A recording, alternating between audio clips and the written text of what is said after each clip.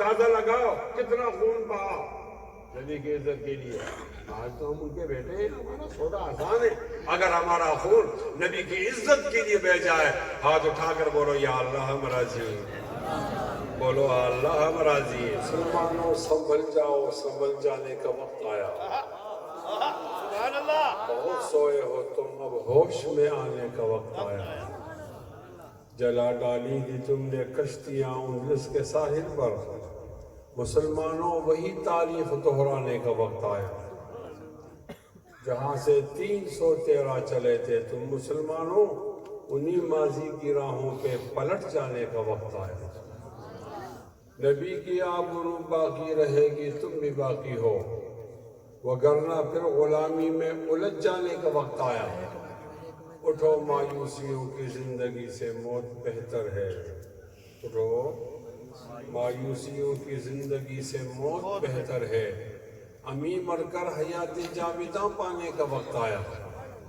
سنو وہ روزہ اطہر سے ایک آواز آتی ہے, سنو وہ روزہ اطہر سے ایک آواز آتی ہے, سنو وہ روزہ اطہر سے ایک آواز آتی ہے. مسلمانوں میری حرمت پہ کٹ جانے کا وقت.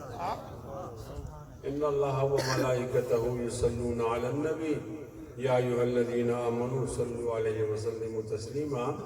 پڑھیے اللہم صلی علی محمد وعلی آل محمد کما صلیت علی ابراہیم وعلی آل ابراہیم انک حمید مجید. اللہم بارک علی محمد وعلی آل محمد کما بارکت علی ابراہیم وعلی آل ابراہیم انک حمید مجید. سبحانک لا علم لنا الا ما علمتنا انک انت العلیم الحکیم. معزز علماء کرام, مولانا قاری بشیر احمد صاحب, مولانا حمزہ لقمان صاحب, مولانا ابوبکر معاویہ صاحب, مولانا ابوبکر غیر معاویہ صاحب, سید غلام مجتبیٰ صاحب اور مولانا ذوالفقار صاحب, اور بہت زیادہ قابل احترام میرے بزرگوں دوستوں, سب کو کہہ رہا ہوں السلام علیکم ورحمۃ اللہ. آپ کا شکر گزار ہوں کہ آپ نے ختم نبوت کے نام پر ایک جلسہ مقرر کیا, اور 1:10 پر مجھے بھی استغفر اللہ کہنا چاہیے.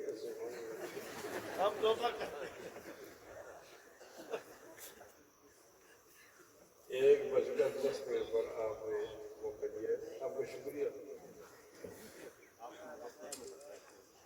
یہ ٹھیک ہے کہ ہمارے اس دامن میں کوئی عمل عبادت نہیں. آپ تو کہتے ہیں مولوی صاحب آپ تو نماز پڑھتے ہو, روزہ رکھتے, ٹھیک ہے ہم پڑھتے ہیں, روزہ رکھتے ہیں, لیکن ہماری عبادتوں کو ریا اور نموش اور نمائش کھا جائے, عبادت خالی, دامن خالی ہو جاتا ہے.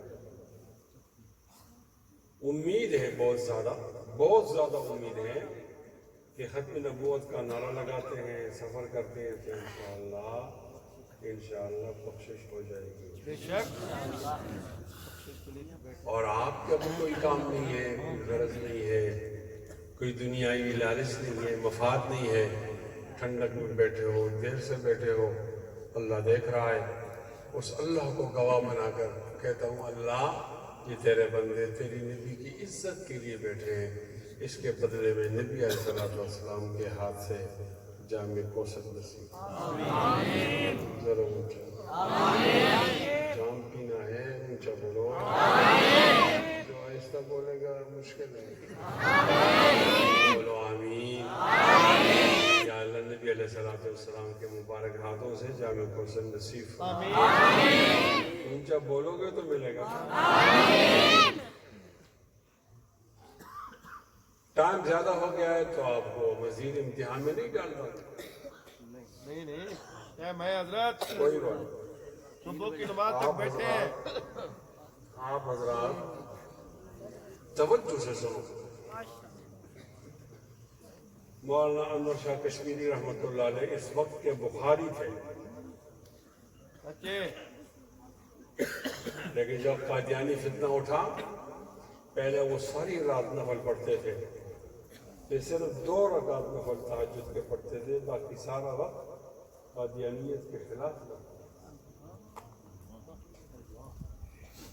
آپ کے قریب باولپور ہے نہیں؟ بالکل یہ قریب ہے۔ پاکستان سے پہلے کی ریاست ہے۔ آپ نے سنا ہوگا یہ عباسی ریاست ہے، وہ باول خان اول اور پھر صادق خان اول اور پھر باول خان دوم اور صادق خان دوم۔ وہ باول خان کے گھر میں جو بڑا بیٹا ہوتا تھا اس کا نام ہوتا صادق خان، اور صادق خان کے گھر میں جو بڑا بیٹا ہوتا تھا اس کا نام تھا باول خان۔ اس سے چلتا رہتا 6 7 نسلیں بہاول اور صادق خان کی گزری ہیں۔ یہاں ایک مسئلہ آیا کہ کیا قادیانی مسلمان ہیں یا کافر ہیں؟ تو مسلمانوں سے پوچھا گیا کہ آپ کا وکیل کون ہے؟ دیر سے بیٹھے ہو نا، سردی میں بیٹھے ہو، اہمیت بتا رہا ہوں کس طرح بیٹھے ہو۔ تو انہوں نے دیکھا کہ بہت بڑا عالم تو مولانا انور شاہ ہے، تو یہ ہمارا وکیل انور شاہ۔ تو انور شاہ کشمیری رحمۃ اللہ علیہ سے درخواست کی گئی کہ آپ باولپور آ جاؤ اور ہماری وکالت کرو۔ انور شاہ کشمیری رحمۃ اللہ علیہ بالکل تیار تھے حج جانے کے لیے۔ سامان کھولا حج والا، باندھا ہوا تھا، اور ساتھی سے کہا کہ اس سال حج نہیں کریں گے، بلکہ جس نے ہمیں حج بتایا ہے اس کا دفاع کریں۔ اور آئے اور یہاں پر انہوں نے دلائل دی، انبار، اللہ نے علم تو دیا تھا، دلائل انبار، لیکن جج نے فیصلہ محفوظ کیا۔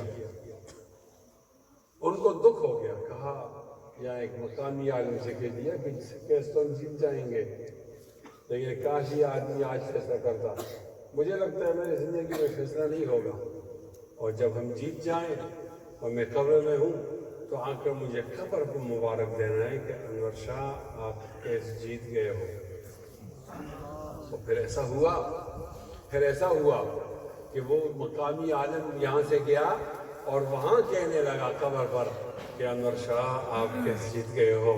اور جب زندہ تھے تو کہتے تھے کہ اپنے تئیں تو کوئی عبادتیں نہیں ہیں۔ اب وہ نبی علیہ السلام کے لیے سفر کیا ہے دیوبند سے باولپور تک، اور باولپور سے دیوبند تک وہ میں بیمار تھا۔ اب مجھے امید ہو گئی کہ نبی علیہ السلام کی شفاعت کا حقدار ہو جاؤں۔ اللہ اکبر۔ میں نہیں بتا سکتا کہ آپ کے بیٹے کی کتنی بڑی اہمیت ہے، آپ کے بیٹے کی کتنی بڑی اہمیت ہے۔ ہمارے علاقے میں ایک ملنگ عالم ہوا کرتا تھا، مولانا غلام غوث ہزاروی رحمۃ اللہ علیہ۔ تو مولانا عبداللہ درخواست تھی ان کی وفات کے بعد خواب میں آئے اور کہا غلام غوث کیسا گزرا بتاؤ۔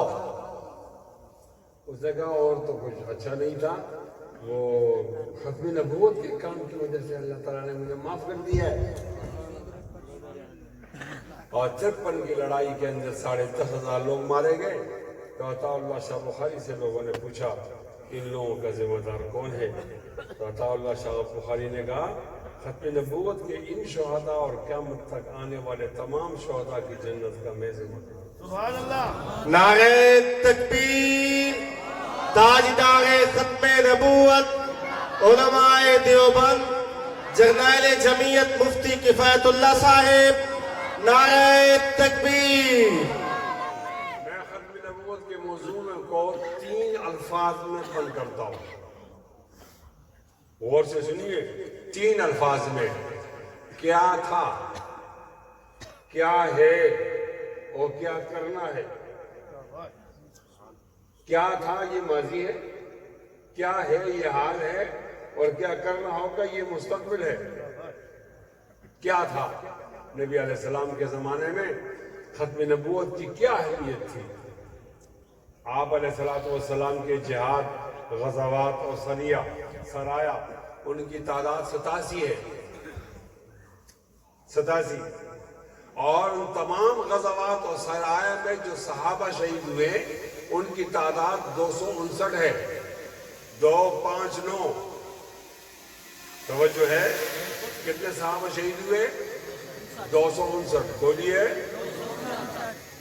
لیکن جب نبی علیہ السلام وفات پا گئے 6 مہینے تک यमामा में मुसलमा के खिलाफ ख़त्म नबूवत की लड़ाई थी और जीत तो गए, 6 महीने लग गए और उसके अंदर 1200 सहाबा शहीद हुए, जिनमें 600 सहाबा हाफिज़ कुरान थे।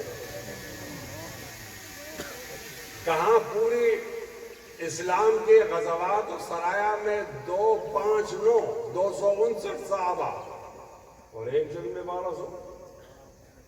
अहमियत का अंदाजा किसका लहू है? सहाबी का। उस फौज की क्या हालत होगी जिसके 1200 जर्नल शहीद हो जाए। पाकिस्तान का कानून है, आपको मालूम नहीं होगा कि एक जहाज में 2 जर्नल सवार न हो कि जर्नल पर हमारा बहुत खर्चा हुआ है, अगर जहाज क्रश होता है तो एक जर्नल को मरना चाहिए, 2 को नहीं। ये जो जर्नल होता है इसको शुरू से हिसाब लगाते हैं कि शुरू में शामिल हुआ, भर्ती हुआ, इसकी तनख्वाह क्या थी, फिर अगले साल क्या थी, सारी तनख्वाहों को जमा करते हैं, फिर इसका वो जो वर्दी है उसका खर्चा भी जमा करते हैं, इसके बूट का, इसकी टोपी का, इसके साथ एक बटमैन होता है उसका खर्चा होता है, उसकी तनख्वाह होती है, इसको जो घर देते हैं उसका किराया का हिसाब लगाते हैं, साल 2 के बाद मेंटेनेंस होता है उसका हिसाब लगाते हैं, इसकी एक गाड़ी होती है, गाड़ी का पेट्रोल का हिसाब लगाते हैं, गाड़ी की कीमत, फिर ड्राइवर के तनख्वाह, सब चीज़ों को जमा करते हैं तो पता चलता है कि एक जर्नल पर 20-20 करोड़ रुपए लग जाते हैं। तो कहते हैं कि 2 जर्नल एक साथ मरे तो हमारे तो पैसे दाए जाएंगे। लिहाजा आपने नहीं देखा होगा कि 2 जर्नल एक साथ सवार हो। आपका जर्नल मेरे साथी की जूती के बराबर नहीं। कहो बेशक, कहो बेशक, कहो बेशक, जूती के बराबर नहीं।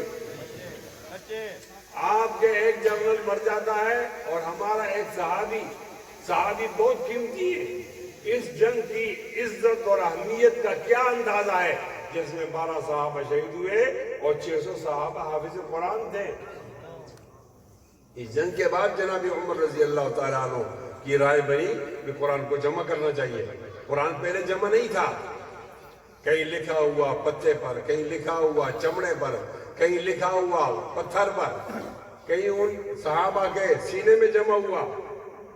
और जनाब उमर बराबर खलीफतुल मुस्लिमीन अबू बकर सिद्दीक से कहते रहे, उन्होंने कहा मैं एक काम ऐसा क्यों करूं कि जो नबी अस्सलाम ने नहीं किया, मुझे शरअ सदर नहीं माज़ाल ये तकर्ररो। इमाम बुखारी कहते हैं कि बराबर उमर कहते रहे। एक दिन आया कि जनाब अबू बकर ने कहा हाँ अब मेरा भी शरअ सदर हो गया, किसके जिम्मे काम लगाए? ये ज़ैद इब्न साबित के जिम्मे लगाएं। नौजवान भी है, आलिम भी है, काबिल भी है।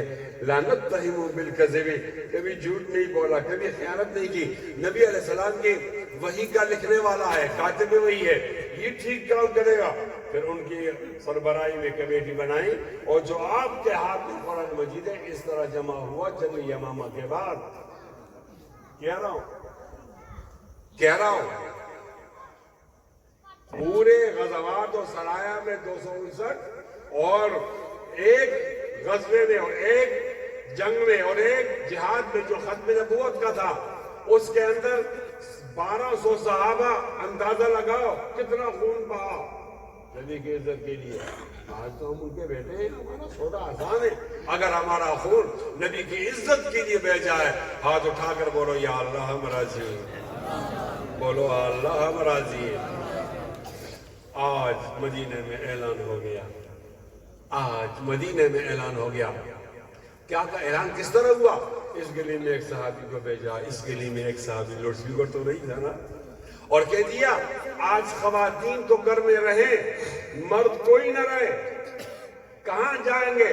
और बकर सिद्दीक कहते मेरे साथ जाओगे, वो मुजाहिदीन आ रहे हैं, वो गाजी आ रहे हैं, खत्म नबूवत का जंग जीतने वाले आ रहे हैं, हम उनका इस्तिकबाल करेंगे, अवाली मदीना जाएंगे।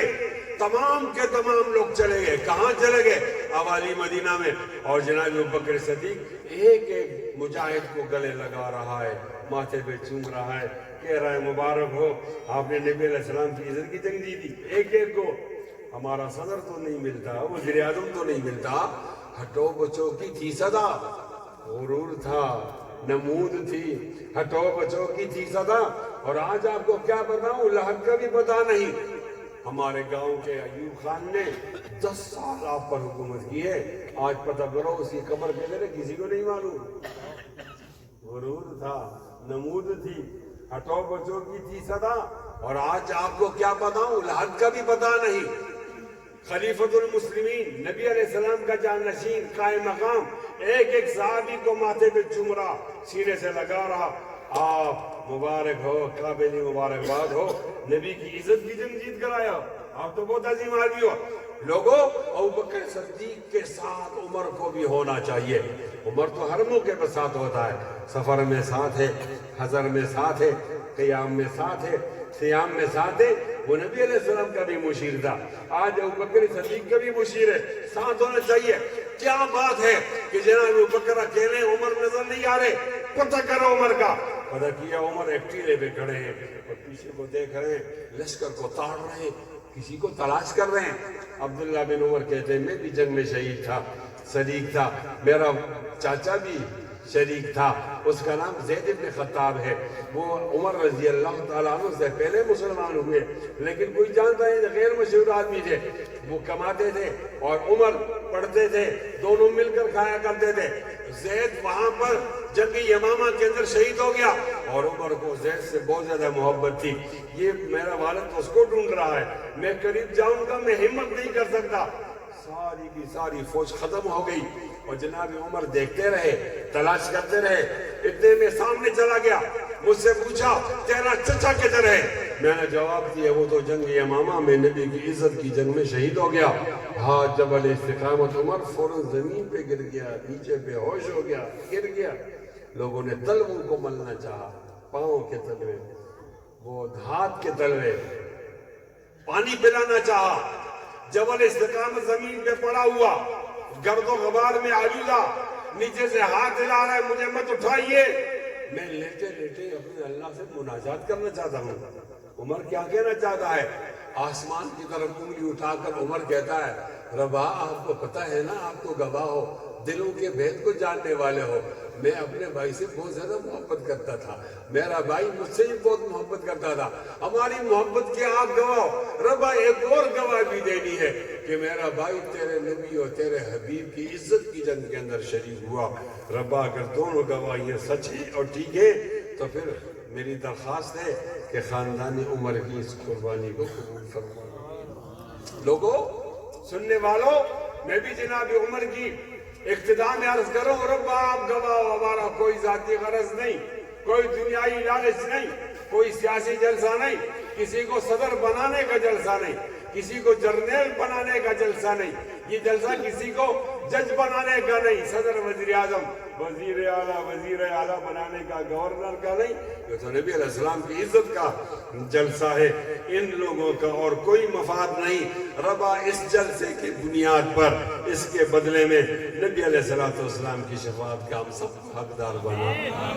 رات کو خواب میں ان کی زیارت ہو جائے, نصیب فرما. رات کو خواب میں زیارت ہو جائے, نصیب فرما. اور جو قبر میں پوچھا جاتا ہے ما علمک بمحمد, کسی نے لکھا ہے ما تقول فی حق هذا الرجل, سامنے نبی علیہ السلام کی شبیہ پوچھا جاتا ہے ان کے بارے میں کیا کہتے ہو. ربا ہمیں دوڑ کر ان سے لپٹنے کی توفیق نصیب فرما. اور جب وہ حوض کوثر کا پانی تقسیم کر رہے ہو, ایک ایک کو بلائیں گے, اس میں ہماری لائن بھی نصیب فرما. اونچی آواز میں اور اونچا, بہت دور کا سفر ہے, اونچا بولنا پڑے گا, اونچا. انتہائی قابل احترام سامعین, جناب عمر کو اٹھایا گیا, 2 آدمی نے اٹھایا, گھر لے جایا جا رہا. عمر نے کہا مجھے گھر نہیں لے جاؤ, مجھے مسجد لے جاؤ. جیسے مسجد نبی میں اندر چلے گئے, سامنے ایک صحابی وضو کر رہا, مسواک مار رہا, اس کا نام متمم ہے اور وہ بہت بڑا شاعر ہے. شاعری کی وجہ سے مشہور ہو گیا. شہرت کی وجہ یہ ہے کہ اس کا بھائی مر گیا تھا, اس نے اس کے لیے تعزیت کی تھی, مرثیہ کہا تھا, اشعار کہے تھے, 1000 اشعار کہے, 1000. لوگ چہرہ دیکھنے کے لیے آتے تھے, کیسا شاعر ہے کہ جس نے مرثیہ 1000 شاعر پر مشتمل ہے, شعر پر مشتمل ہے. لوگ شاعر ہوتے ہیں, 10 شعر کہتے ہیں, 12-15 کے آگے نہیں چلتے. ایک آدمی نے اپنے بھائی کے لیے 1000 اشعار کہے، لوگ چہرہ دیکھنے کے لیے آتے تھے۔ جو جناب عمر آگے بڑھے، آگے متمم وضو کر رہا، عمر نے کہا اے متمم آپ شاعر ہو، میں شاعر نہیں، آپ نے اپنے بھائی کے لیے 1000 اشعار پڑھے ہیں، مجھے بھائی سے اتنی محبت، اگر میں شاعر ہوتا تو میں 2000 اشعار بھائی کے لیے کہتا۔ عارفانہ سوال تھا، متمم کا عارفانہ جواب تھا۔ دونوں نبی علیہ السلام کے شاگرد ہیں، عارف بھی ہیں، معروف بھی ہیں، حافظ بھی ہیں، محفوظ بھی ہیں، ذاکر بھی ہیں، مذکور بھی ہیں، عالم بھی ہیں، معلوم بھی ہیں، حافظ بھی ہیں، محفوظ بھی ہیں۔ کیا اگر میں شاعر ہوتا اپنے بھائی کے لیے 2000 اشعار کہتا؟ جناب متمم نے جواب دیا، عمر آپ کا بھائی تو نبی علیہ السلام کی عزت کی جنگ میں شہید ہو گیا ہے نا، میرے بھائی کا کوئی کارنامہ نہیں تھا، کوئی قربانی نہیں تھی، ان کے لیے تو اشعار کہنے ضروری تھے، لے اشعار سے اس کی خوبیاں بتا رہا تھا۔ عمر آپ کے بھائی کے لیے شعر کہنے کی کوئی ضرورت نہیں، اس لیے کہ رب تعالیٰ نبی کی عزت کے لیے جو آدمی شہید ہوتا ہے وہ اس کے بلند درجات کا گواہ ہوتا ہے اور ضامن ہوتا ہے، اس کے لیے شعر کہنے کی کوئی ضرورت نہیں۔ پوچھو کیا تھا بول رہا ہوں۔ صحابہ میں ختم نبوت کیا اہمیت تھی؟